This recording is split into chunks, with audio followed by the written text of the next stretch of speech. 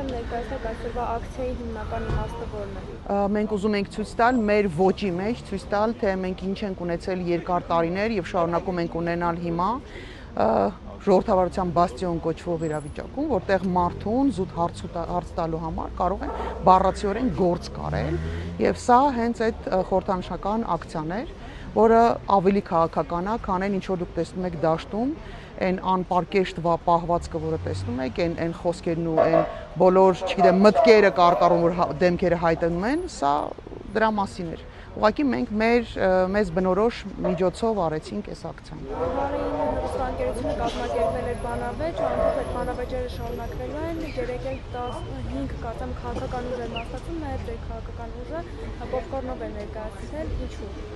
Դե որովհետև եթե դուք նայեք այդ բանավեճը, դրան նախորդող բանավեճերը, կհասկանայիք, որ որևէ քաղաքական միտք այնտեղ չի հնչում։ Այդ ամբողջ այն հայտնի սկեչի նման, որ ասում է բոշա փչացած, այդ տրամաբանության մեջ է, դու ես մեղավոր, դու ես դավաճան, դու ես հողատու, դու չգիտեմ ինչն ես, նախկին ներկա ու այդ ամբողջ աղմուկի դիտավորյալ գիտակցված կազմակերպված աղմուկի մեջ կորումը ուղղակի միտքը թե Հայաստանի ապագային ինչ է սպասվում։ Մենք ունենք շատ հստակ պրոյեկտ, մեր ներկայացուցիչը կարողացավ նույն սարկազմով, որ այս ամբողջ ընթացքում մենք դրսևորել ենք, քաղաքական սարկազմով, մենք ցույց տվեցինք մեր վերաբերմունքը այս ամեն ինչին, բայց ընդհանրապես կարողացավ ներկայացնել մեր ներկայացուցիչը հանրային հարթակներից ներկայացրեց այն գաղափարներին մտքերը, որոնք մենք ունենք, դա այն փոփոխություններն են, առանց որի ուղղակի հնարավոր չի Հայաստանում հասնել փոփոխությունների։ Ձեր ներկայացուցիչը այնտեղ էլի սարկաստիկ արտահայտություններ օգտագործել, որի մի պատասխան Ալեն Սիմոնյանը որևէ արտահայտություն չարեց, չպատասխանեց ձեր գործընկերոջ հարցին, ինչու չպատասխանեց ու շարունակել եք նույն ոճով։ Անկեղծ ասած, ես չգիտեմ Ալեն Սիմոնյանը ինչին է պատասխանել, ինչին չէ, որտեվ ես նայել եմ ոչ թե համաժամանակյա, այլ թերթելով եւ Ալեն Սիմոնյանի խոսքը առհասարակ չեմ լսել, որտեվ ինձ բացարձակ հետաքրքիր չի։ Մենք արդեն 8 տարի է այդ կեղծիք, այդ սուտը, այդ լկտի սուտը լսում ենք։ Մենք լսում ենք ամեն անգամ, թե ինչպես են իրենք ամեն հաջորդ ընտրությունների ժամանակ գալիս տալիս են խոստումներ, մարդկանց մոլորեցնում, հետո ընտրություններից հետո գալիս են ասում են, որ մենք սխալվել ենք, լավ չենք հասկացել, դուք մեզ լավ չեք հասկացել, եւ հետեւաբար Ալեն Սիմոնյանը եւ էլի բազմաթիվ մարդիկ այնտեղ ներկայանում, ինձ բացարձակ հետաքրքիր չէ։ Կան հատուկ են մարդիկ ու միտքը, ով փորձում էր այնտեղ միտք գեներացնել, քաղաքական միտք գեներացնել, ես հետևել եմ իրանց խոսքին։ Մնացած ուղղակի արագացրու։ Դե օրինակ Արամը Մանուկյան փորձում էր անընդհատ ինչ-որ ողջամիտ իրենց տեսակետից գոնե քաղաքական միտք գեներացնել։ Այնտեղ այլ մարդիկ կան, որոնք քիչ թե շատ փորձում էին ինչ-որ միտք գեներացնել եւ հետեւում էր իմ գործընկերոջը, որովհետեւ սպասում էի այն պահին, երբ հանրայինով վերջապես կհնչի մեր միտքը, գաղափարը, թե մենք ինչ ենք ուզում անել։ Եվ վերջո կային այնպիսի մարդիկ, ում խոսքը ընդհանրապես չէի ուզում լսել բացի Ալեն Այսինքն այդ լռելային բարձա, այո, էլի բազմաթիվ մարդիկ կան, բազմաթիվ թիմեր ու կուսակցություններ կան, որոնց միտքը ես չեմ ուզում լսել։ Հատկապես նրանք, ովքեր ներկայանում են որպես կեղծ ընդդիմադիր, բայց փաստացի ներկայանում են որպես Նիկոլ Փաշինյանի սատելիտներ։ Այնտեղ այնքան ակնհայտ էր այդ բանավեճի ժամանակ եթե նայի, մարդիկ անգամ էլ չեն էլ թաքցնում, էլ դիմակներ չեն պահում, հա, տենց ձևը ֆորման չեն փորձում պահել, բացահայտ պաշտպանում են, անգամ, չգիտեմ, են Հմայակ Հովհաննիսյանի բուրըն եւ անթաքույց պաշտպանությունը, Վազգեն Սարգսյանի եղբորանը չեմ հիշում, Արամ Սարգսյանի ներկայացուցիչի բուրըն եւ անթաքույց սատարումը, էլի բազմաթիվ ծպյալ նիկոլականների սատարումը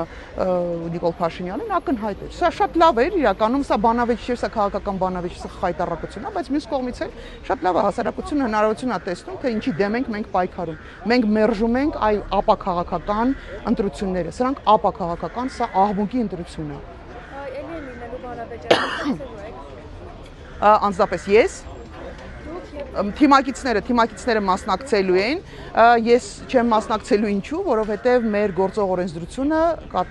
գրված է հետևյալ կերպ, քանի որ ավանդաբար կուսակցություն հիմնադրողները համարվում են կուսակցության պապաներ եւ միշտ առաջի համարներն են լինում, օրենքով սահմանված է հետևյալ գրառումը, որ առաջի համարներն են վերջին օրով պայքարելու, վերջի հանդիպումը լինելով առաջի համարների միջև։ Ես առաջին համարը չեմ մեր կուսակցության, մեր առաջին համարը այլ մարդ է, բայց վարչապետի տեխնացու եմ։ Այսինքն մարդիկ այդ կարծրացած մտածողության մեջ են շարունակում ապրել, անգամ օրենքների մշակման ժամանակ թվում է թե տենց առաջատար միտք ունեցող, տենց շատ թույն բանա, ազատական միտք, ժողովրդավարական միտք ունեցող մարդիկ էլ չեն փորձել այդ դրույթը փոխել, հետեւաբար ես չեմ մասնակցել նախորդ բանավեճերի, որտեղ անտրամաբանական է վարչապետի տեխնացուն 4-րդ, 5-րդ, 6-րդ մարդու հետ գնա բանավեճի, իսկ առաջի համարով մեզ մոտ այլ մարդ է Սպարտակն է Գյուրեգան, ես վստահ եմ, որ Գյուրեգան Սպարտակը շատ բարձր մակարդակով կներկայացնի, ես կմասնակցեմ այլ TV-ների կազմակերպած բանավեճերին, հուսամ այնտեղ հնարավորություն կլինի լսել նաև վարչապետի տեխնացուին։ Սպասենք Սպարտակ Գյուրեգանի ելույթին Արենա Ռուսանյանի ելույթով, հաջորդ թիվն է թիվ 1-ը, ես չգիտեմ քանի հատին են մասնակցել դեռ ինչքան էլ կա, գիտեմ որ վերջին բանավեճին մասնակցել է Սպարտակ Գյուրեգանը։ Սպասենք էլ ինչ-որ կրիատիվ մոտեցում։ Դե մենք հանուն արդարության եկեք ասենք, որ մենք երբեք չենք կրկնվում։ Մենք ամեն անգամ մեր ակցիաները շատ խիստ տարբերվում են նախորդներից եւ շատ բովանդակալից են։ Ես վստահ եմ, որ պարոն Գյուրեգյանը եւս կներկայացնի որոշակի տենց հետաքրքիր կրեատիվ մոտեցումներ։ Համենայն դեպս իրավիճակին համապատասխան, որտեվ այն որ տեսանք նորից, այն ինչը մենք պարբերաբար տեսնում ենք հմեկում բանավեճ կոչվող այդ process-ի մեջ, այդ այլանդակության մեջ, այլ մոտեցում ուղղակի լինել չի կարող։ Եվ լրջությունը նրա մեջ չի, որ իրար համբալ կամ իրար կզծնելու խոստումներ տալու մեջ չի։ Լրջությունը քաղաքական միտք գեներացնելու փորձի մեջ է, այն ինչ որ փորձում ենք անել մենք։